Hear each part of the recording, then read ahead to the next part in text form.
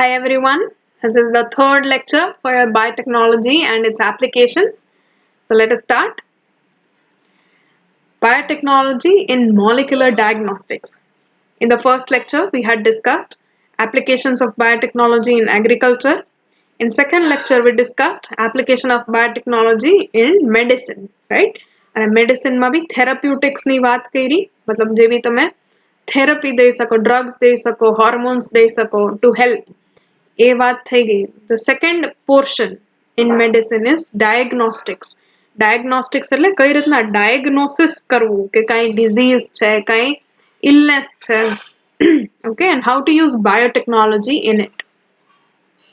So there are conventional methods of diagnosis by serum and urine analysis. આ તમને ખ્યાલ હોય તો કોઈ વખત બી ટેસ્ટ કરાવ્યું હોય તો નોર્મલી તમારું બ્લડ લે, બ્લડ નું એનાલિસિસ થાય, એમાં તમારું બ્લડ ગ્રુપ, બ્લડના સેલના નંબર એવું બધું ફાઇન્ડ આઉટ કરવામાં આવે, રાઈટ? પછી એમાં કોઈ બી પેરાસાઇટ છે, કોઈ ઇન્ફેક્શન છે, એ બી ફાઇન્ડ આઉટ કરવામાં આવે. તમારા WBC ના નંબર ઉપરથી કોઈને ખબર પડી શકે કે ઓકે આમાં આ ઇન્ફેક્શન હોઈ શકે, બેક્ટેરિયલ હોઈ શકે, વાયરલ હોઈ શકે, પેરાસાઇટનું ઇન્ફેક્શન. અપાર્ટ ફ્રોમ દેટ સીરમમાંથી એન્ટીબોડી ને એન્ટીજન એવી ટેસ્ટ અમુક કરે. then urine analysis થાય, યુરિનમાં ગ્લુકોઝ છે કે નહીં, પ્રોટીન છે કે નહીં, કયા કયા કમ્પાઉન્ડ છે, યુરિયા વધારે છે, યુરિક એસિડ વધારે છે, all of that. But આ જે બી ટ્રેડિશનલ ડાયગ્નોસિસની મેથડ્સ છે, they do not help in early detection of a disease. એટલે કે એનાથી તમને ડિઝીઝ થાય, તમને સિમ્પટમ દેખાય, એ પહેલા જ તમે પકડી શકો એવું પોસિબલ નથી. ઓકે, સો RDNA ટેકનોલોજી જે છે, then polymerase chain reaction PCR, enzyme linked immunosorbent assay ELISA. આ અમુક એવી ટેકનિક્સ છે that can overcome these limitations. આ ડિટેક્શનમાં જે લિમિટેશન છે, જે ખામી રહી જાય છે, જે કોન્સ છે, they can be overcome using these biotechnological methods. Okay, so let us start with the PCR. PCR we had studied in the last chapter, right? So how it is done? We'll see the basic outline. You start by let's say pathogen. Okay, કોઈ બી pathogen છે, pathogen એટલે disease causing organism. It could be a virus or it could be a bacteria. Fine, so you've taken the pathogen. It is normally detected only after symptoms. તમને શરદી થાય, તમને ઉધરસ થાય કે શ્વાસ લેવામાં તકલીફ થાય, તાવ આવે, ત્યારે જ નોર્મલી બ્લડ ટેસ્ટ કરાવે અને પછી ખબર પડે કે ઓહો આને તો આ ડિઝીઝ થઈ ગયું, આને તો સાલ્મોનેલા છે કે ન્યુમોનિયા છે, right? So this is the normal scenario. But even very low concentration of these pathogens can be detected by PCR of their DNA. અગર આના બહુ ઓછા પ્રમાણમાં છે એના નંબર, તો બી તમે ડિટેક્ટ PCR ની મદદથી કરી શકશો. ઓકે, એવા લો નંબર કે હજી સિમ્પટમ નથી દેખાતા, તમને કોઈ બી એના લક્ષણો નથી દેખાતા, બટ તો બી ડિઝીઝ તો છે જ, એ હજી એટલો પ્રોગ્રેસ નથી થયો. So this can be detected using PCR. This is the general path. What you take a sample. Normally તમને ખ્યાલ હોય તો either swab sample હોય from any of the mucous membrane or you take blood, right? તો blood ની અંદર pathogens બી હશે એવું આપણે expect કરી લઈએ. In some cases where the pathogens are present inside the organs, એટલે અમુક અંગોની અંદર અગર pathogen નો attack થયો હોય તો એ અંગના ટીસ્યુ લેવામાં આવે, થોડુંક પેશી કાઢી લેવામાં આવે. ઓકે, એ સેમ્પલને સેમ્પલમાંથી obviously you do the cell lysis, એટલે કે પેથોજનનો કોષ જે હોય એ બી લાઇસ થઈ જવો જોઈએ અને તમારા જે એક્સ્ટ્રા સેલ્સ હોય જે બિનજરૂરી હોય એનું બી લાઇસિસ થઈ જવું જોઈએ. Fine. Cell lysis methods we had discussed in last chapter. If you remember, you can use different types of enzymes. તમે proteases વાપરી સકો, lipid lipases વાપરી સકો, right? So there are a lot of different chitinase and cellulase and lysozyme for bacteria. So all of these are used and you are finally lysing the cell. તમારે શું જોઈ છે? તો તમારે જોઈ છે ખાલી nucleic acids. So we had also studied how we isolate the nucleic acid. DNA નું isolation આપણે ભણ્યા હતા, if you remember, right? So this is how the nucleic acids are isolated, extracted, purified, all means the same. એકવાર એ મળી જાય એના પછી PCR કરવામાં આવે, which is polymerase chain reaction made up of 3 steps: denaturation, annealing and extension.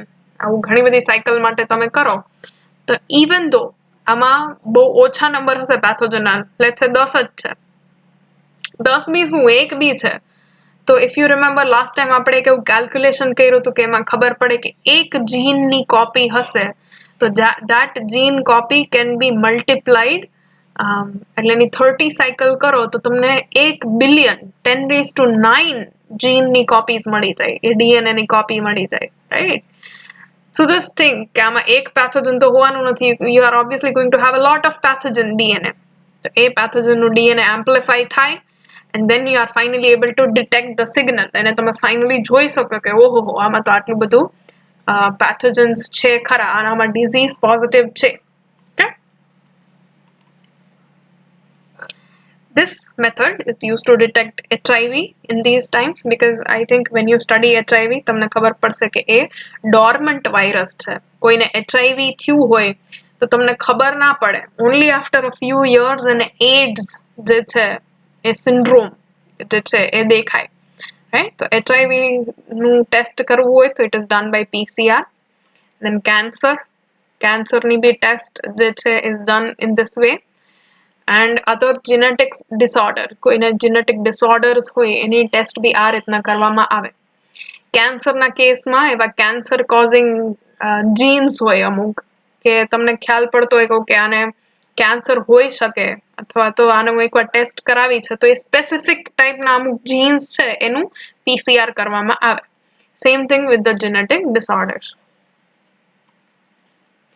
After PCR, okay, now તમે એકવાર પેથોજનનું DNA છે કે કોઈ બી ડીએનએ જેને તમારે ડાયગ્નોસ કરવું છે એનું એમ્પ્લિફિકેશન કરી નાખ્યું, એના નંબર વધારી દીધા, પણ શું? If you know, you will still be able to see it in the solution. એમનો સોલ્યુશનમાં જ હશે, તમને નરી આંખે તો તમે કહી ના શકો કે ઓકે આમાં વધારે છે, આમાં પેથોજન છે, આમાં નથી, right? So how will you decide? So there are 2 methods of detection. One is endpoint detection or southern hybridization. This is important, remember this. A southern naam je che comes from the name of the scientist who developed this technique, okay? So southern hybridization or southern blot. Let me tell you how it works. So tamne electrophoresis, I think you will be clear about it now, right? Electrophoresis ની એક jail લીધી agarose, એની અંદર wells બનાવી. Wells એટલે તમને ખ્યાલ હતો નાના નાના ખાના જેવું આપણે બનાવતા હતા જેમાં you will be adding your DNA solution. PCR થઈ ગયેલા solution ને તમે આવી well માં નાખશો અલગ અલગ patient ની, and then in a separate well, એક અલગ well ની અંદર you can even put a known standard, એટલે તમને જે ખબર છે કે આ positive જ છે એવું નાખો એક DNA, અને બીજી well માં you put a DNA which you know is negative, normal માણસનું DNA કે જેને નથી કોઈ બી શું કહે પેથોજન નો અટેક કે એના ડિઝીઝ નથી એવાનું DNA, fine. then you run it અને તમે દોડાવો, electrophoresis કરો, so it will separate out on basis of its size, any size પ્રમાણે છૂટું પડશે. Next step is something you have not yet studied. So what you do is you take a nitrocellulose membrane or nylon filter.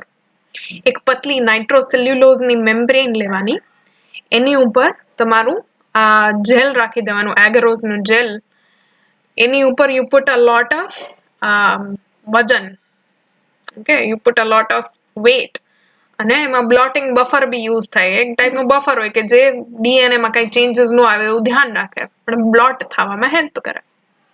What will happen is over time, ઘણા time પછી capillary એક્શનના મદદથી આ એગરોઝની અંદર જે બી DNA હશે એ ધીરે ધીરે ધીરે ધીરે નીકળી અને નાઇટ્રોસેલ્યુલોઝના નાયલોન ફાઈબર ઉપર આવી જશે. Clear? So that is what happens. આ જેલની અંદર હશે ત્યાં સુધી એની ઉપર કામ કરવું અઘરું થઈ જાય, પણ એકવાર આ મેમ્બ્રેન ઉપર આવી જાય તો now you are able to work with it properly. હવે આ નાયલોન મેમ્બ્રેન થઈ ગઈ, જે જેલમાં સેપરેટ કર્યા હતા, DNA of the bands અહીંયા આવી ગયા, right? What you do now is you take radioactive probe. આ probe શું છે? So let's see here.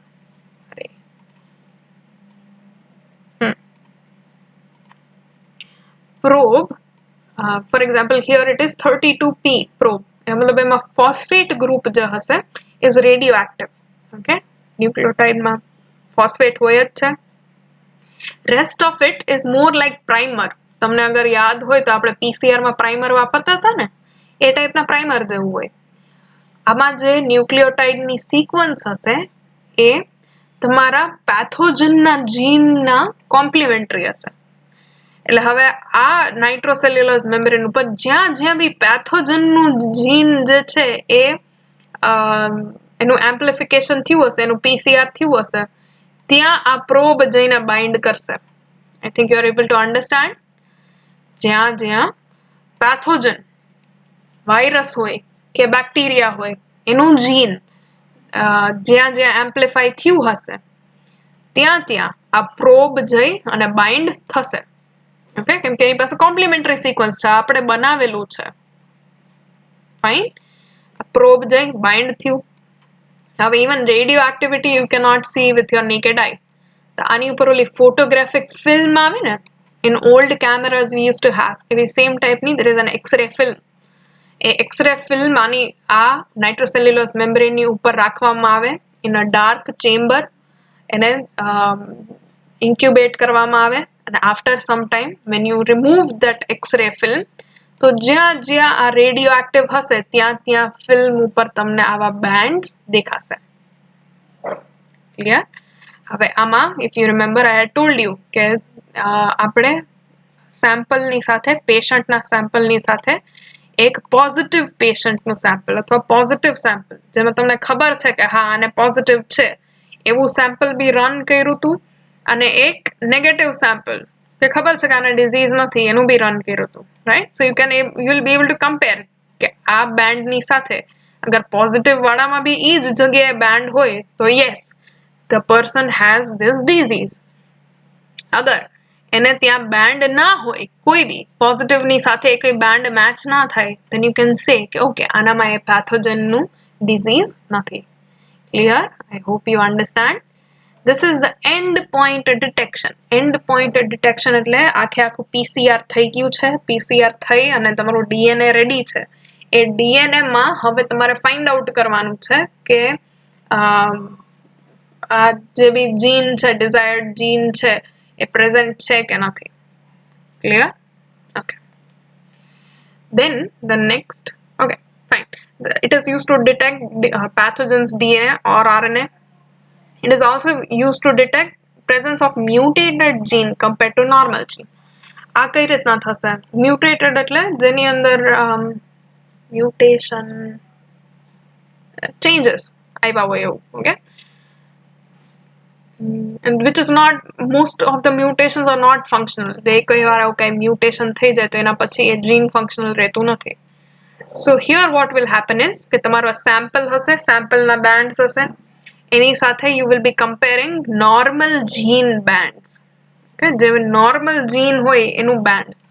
હવે થશે શું કે આમાં during PCR, when you are doing PCR, તમે એવા પ્રાઇમર વાપરશો કે જે ખાલી નોર્મલ જીન હોય ને એને જ એમ્પ્લિફાય કરી શકે. મ્યુટેટેડ જીન જેમાં એના બેઝનું જે સિક્વન્સ હોય એ થોડી ઘણી ચેન્જ થઈ ગઈ હોય, એવા મ્યુટેટેડ જીન જે છે એ એમ્પ્લિફાય થશે નહીં. Okay, so you use primers which are complementary to your normal genes અને એને એમ્પ્લિફાય કરો, અને અલગથી જેનું સેમ્પલ હોય જેમાં તમને ડાઉટ હોય કે આનું આ જીન મ્યુટેટેડ છે એનું અલગથી એમ્પ્લિફિકેશન કરો યુઝિંગ ધ સેમ પ્રાઇમર. તો વોટ યુ સી ઇઝ કે જેને નોર્મલ જીન હશે એમાં બેન્ડ દેખાશે, પણ જેને મ્યુટેટેડ જીન હશે એ એમ્પ્લિફાય જ નહીં થાય, એનું PCR જ પોસિબલ નહીં થાય કેમ કે ઓલા પ્રાઇમર જ બાઇન્ડ નહીં થાય. ઓકે, અને so you will not see a band in that case. તો આના ઉપરથી જીનમાં કઈ મ્યુટેશન છે કે નહીં એ ખબર પડે. Okay, fine. The next is real time detection, RT-PCR. આ તમે અત્યારે બહુ સાંભળ્યું હશે, સ્પેશિયલી કોવિડના કેસીસમાં. ઓકે, રિયલ ટાઈમ ડિટેક્શનમાં શું હોય તો કે સમથિંગ સિમિલર, બટ કેવું તો કે જ્યારે પીસીઆર થતું હોય ને ત્યારે પીસીઆરની સાથે સાથે જ તમને ખબર પડતી જાય કે આમાં કેટલા પ્રમાણમાં pathogenic DNA present છે. Let us see. So here is the whole scene. You take sample, example લીધેલું છે. Okay, this is shown for a retrovirus. COVID is a retrovirus. Okay, it has RNA for its genome.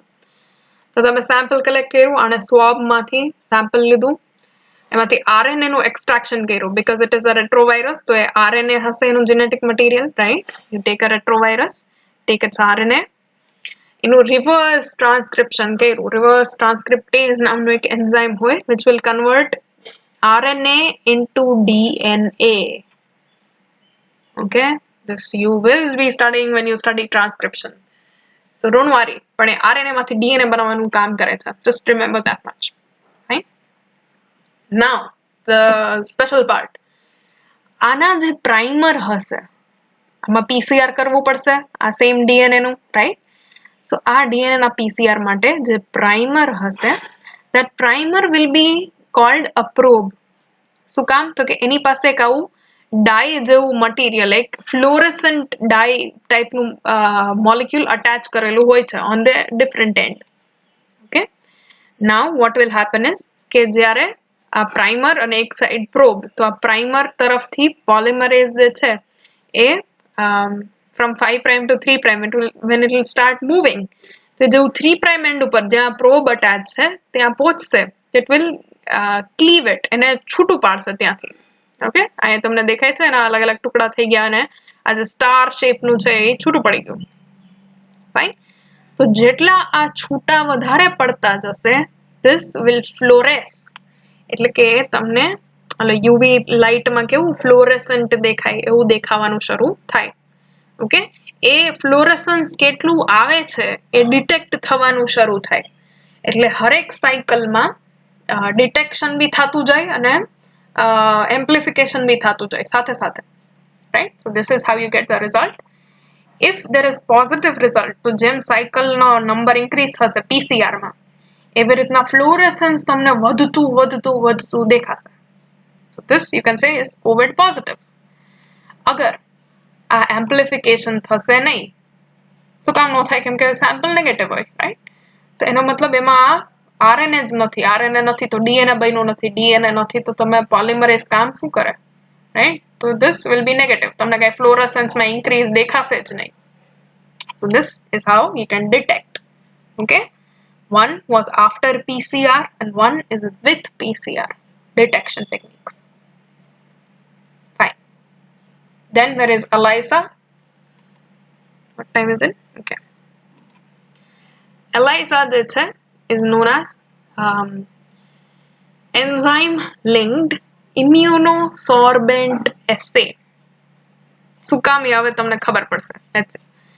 It is based on principle of antigen antibody interaction. This also you will study in immunology.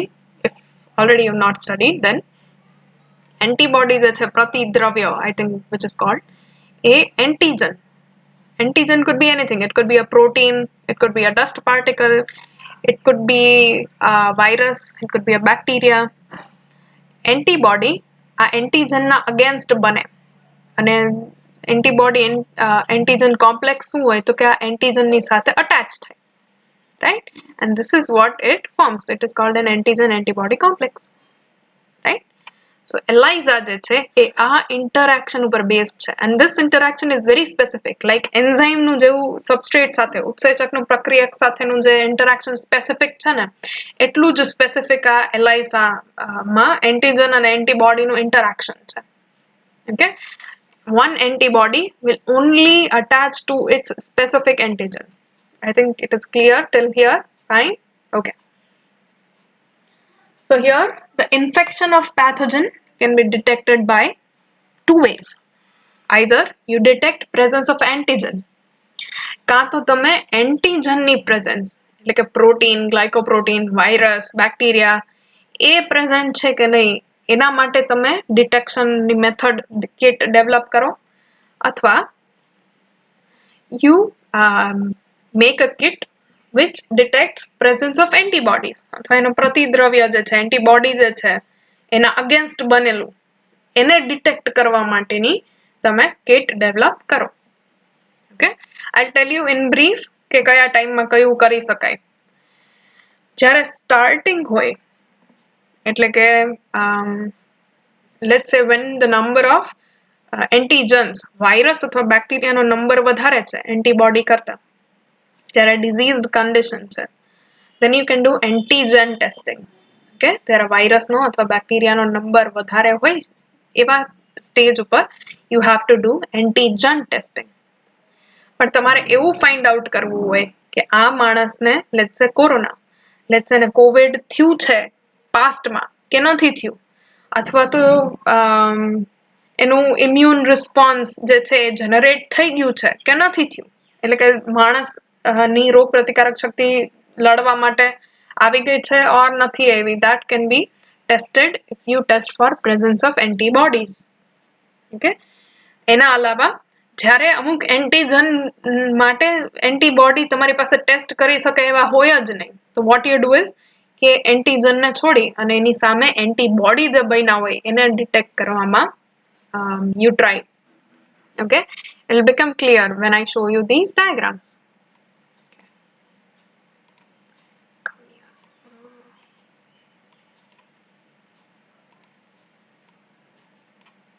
अरे यार चलने, हाँ. Okay, so the first type which was detection of antigen, કઈ રીતના થાય છે I'll tell you. એક plate હોય પ્લાસ્ટિકની, એ પ્લેટમાં ઘણી બધી વેલ હોય, વેલ એટલે ખાડા જેવું હોય. એ વેલમાં શું કરવામાં આવે તો કે આવા વાયરસના સેમ્પલ હોય ને, એટલે કે તમારું જે બી બ્લડ સેમ્પલ લેટ્સ સે, એ બ્લડ સેમ્પલ લેવામાં આવે, એમાંથી બાકી બધું જે બી લબાચો હોય આરબીસી, ડબલ્યુબીસી આ તે એ બધાને સેપરેટ આઉટ કરવામાં આવે, અને virus normally will stay in the upper supernatant. તો એ સુપરનેટન્ટના વેલની અંદર નાખવામાં આવે અને એવા અમુક એજન્ટ નાખવામાં આવે, ક્રોસ લિંકિંગ એજન્ટ, કે જે આ વાયરસને ફિક્સ કરી દેશે વેલ ઉપર. ઓકે, એ ફિક્સ થઈ ગયા વેલ ઉપર પછી એક્સ્ટ્રા બધું વોશ કરી, now what will happen is you have antibodies against it. તમારી પાસે એ specific virus or for our case let's just say bacteria, ચલો આપણે સાલ્મોનેલા માટેની ટેસ્ટ કરી છે, તે ટાઇફોઇડ કરે એવાની ટેસ્ટ. ઓકે, તો એની સામે બનતા પ્રતિદ્રવ્ય ઓર એન્ટીબોડીનું તમારી પાસે ઓલરેડી નોલેજ છે, તમે ઓલરેડી સેપરેટ કરીને રાખી શકો એમ છો. તો એવા એન્ટીબોડી લીધેલા છે. આ એન્ટીબોડી ઉપર એન્ઝાઇમ, આ ઉપર પર્પલ કલરના દેખાય છે ઓવલ્સ આર નથિંગ બટ એન્ઝાઇમ્સ, તેવા એન્ઝાઇમ અટેચ્ડ હોય છે. Okay, so that is why it is called enzyme linked. Understood? Enzyme linked immunosorbent. Immuno એટલે કેમ કે આમાં એન્ટીજન એન્ટીબોડી વચ્ચે થાય છે ઇન્ટરેક્શન, રાઈટ? એસે છે, ટેસ્ટ છે, રાઈટ? ઓકે, હવે તમે જ્યાં વાયરસ હશે, અગર પોઝિટિવ હશે પેશન્ટ સાલ્મોનેલા માટે, તો એની ઉપર આ અટેચ થઈ જશે એન્ટીબોડીઝ. અગર એ નેગેટિવ હશે તો એન્ટીબોડી માટે અટેચ થવા માટે કાંઈ હશે નહીં. And this is also given a wash, એકવાર ક્લીન કરી દેવામાં આવે છે, ક્લીન બફરથી વોશ કરવામાં આવે છે, એના માટે કે ભાઈ આ અમથે ખાલી એન્ટીબોડી જે છે ગમે ત્યાં ચોટી ગયેલા ના હોય એમ, ખાલી સારું ઇન્ટરેક્શન હશે ત્યાં જ they will stay fixed. Extra antibody, extra જે કઈ હશે will get removed. Now you add substrate. આ ઉપર જે એન્ઝાઇમ ચોટાડ્યા છે ને, એ એન્ઝાઇમ માટેના સબસ્ટ્રેટ એડ કરવામાં આવે. નોર્મલી એના સબસ્ટ્રેટ કેવા હોય કે એની ઉપર રિએક્શન થાય ને તો એ કંઈક કલર્ડ પ્રોડક્ટ બનાવે, કે તમે નરી આંખે બી જોઈ શકો, અને એનું એના સ્પેશિયલ એવા ઇન્સ્ટ્રુમેન્ટ હોય કે જે ચેક કરી શકે કે કેટલો ઇન્ટેન્સિટી છે colour. Okay, so this is how you detect. આ એવું કલર્ડ મોલિક્યુલ બને, કલર્ડ પ્રોડક્ટ બને તો તમને ખબર પડે કે ઓકે આની અંદર સાલ્મોનેલા છે કે નથી. I think you might have understood. If not, થોડુંક rewind કરીને એકવાર repeat, try understanding it. Fine.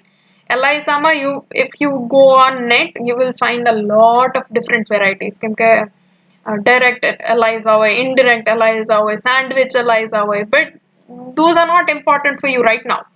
તમારે જે જાણવાની જરૂર છે બે બેઝિક ટાઈપ. એકમાં જેમાં તમે એન્ટીજન ડિટેક્ટ કરો છો, જેની મેં તમને મેથડ અહીંયા કીધી, basic method. And then there is another where you detect the antibodies. Okay. So here is an example of how you detect antibodies. ચલો હવે સેમ્પલ માંથી તમે જેવું આમાં ફિક્સ કર્યું તો એ જ રીતના આમાં બી એન્ટીબોડી ફિક્સ કર્યું છે on the well. Fine. Now you add this enzyme linked antibody which is called secondary antibody. કેમ કે તમે એન્ટીબોડી ને જ ડિટેક્ટ કરવા માંગો છો, that is actually called secondary antibody or anti-antibody. Fine. આ એન્ટીબોડી એટલે હવે તમને ટાઇફોઇડ થયું તું કે નહીં એ જાણવું છે. પાસ્ટમાં ક્યાંય થયું તું, 2 મહિના પહેલા થયું તું, ખબર નહીં. અગર થયું હશે અને તમે ફાઇટ કર્યું હશે તો એના અગેન્સ્ટમાં એન્ટીબોડી હશે બોડીમાં. તો આ એન્ટીબોડીને કોટ કરી દીધું, એની ઉપર આ સેકન્ડરી એન્ટીબોડી જે છે એ અટેચ થઈ ગયું. And now the same thing, when you add the substrate, linked enzyme જે છે, conjugated enzyme જે છે will produce a product, and our product જે છે can be detected. I'll show you how. This is an ELISA plate. 96 well plate છે, એટલે આમાં 96 wells છે. Okay, અને અહીંયા ઉપર A B C D એવું લખેલું હોય ને એક તરફ. Okay, you are able to see here actually. અહીંયા A B C D લખેલું છે અને અહીંયા ઉપર નંબર્સ લખેલા હોય.